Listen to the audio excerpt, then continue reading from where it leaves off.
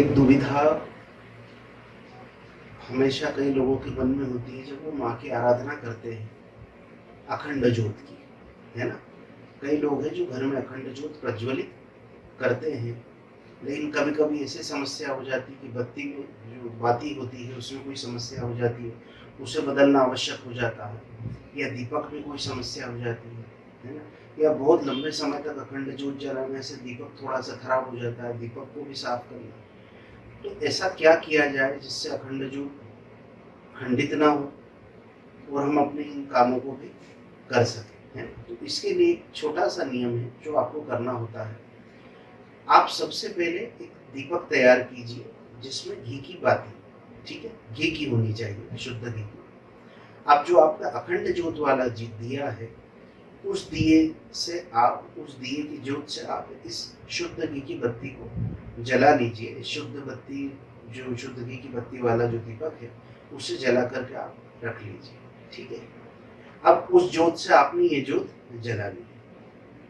अब आप जो है, अगर बत्ती बदलना चाहते हैं, बत्ती बदलना चाहते हैं, तो जो अखंड ज्योत वाला दिया है उसकी बत्ती को आप उठा करके उस तेल में डुबो करके बुझा देंगे। याद रखिए, ये खंडित नहीं हो रही है, क्योंकि आपने इसी ज्योत से लेकर के घी का दीपक जला दिया है, आपकी अभी ज्योत खंडित नहीं हुई।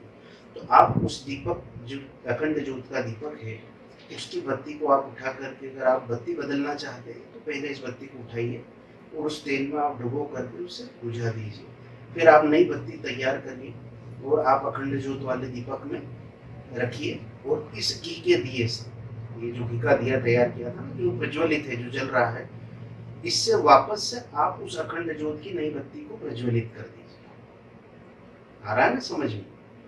अब उसे प्रज्वलित आपने कर दिया, फिर से अखंड ज्योत हमारी तैयार हो गई। अब इस घी के दीपक का हमें क्या करना है, जो हमने जलाया, इस बत्ती को आप उठाएंगे और उस अखंड ज्योत वाले जो दिया है ना, उसके तेल में आप उसे डुबो करके बुझा देंगे, है ना।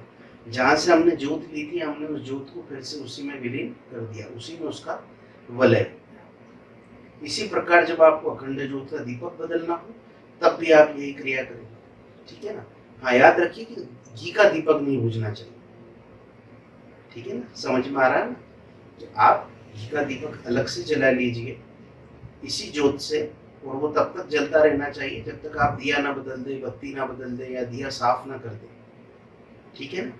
और जब आप दिए को साफ कर दे, बत्ती बदल दें, उसमें नया तेल डाल दें, उसके बाद आप उसे वापस इसी ही घी के दीपक की जो है अग्नि से प्रज्वलित करेंगे, और उसके दीपक के प्रज्वलित होने के बाद इस बाती को उठाकर उसके तेल में डुबोकर उसे बुझा देंगे, ठीक है।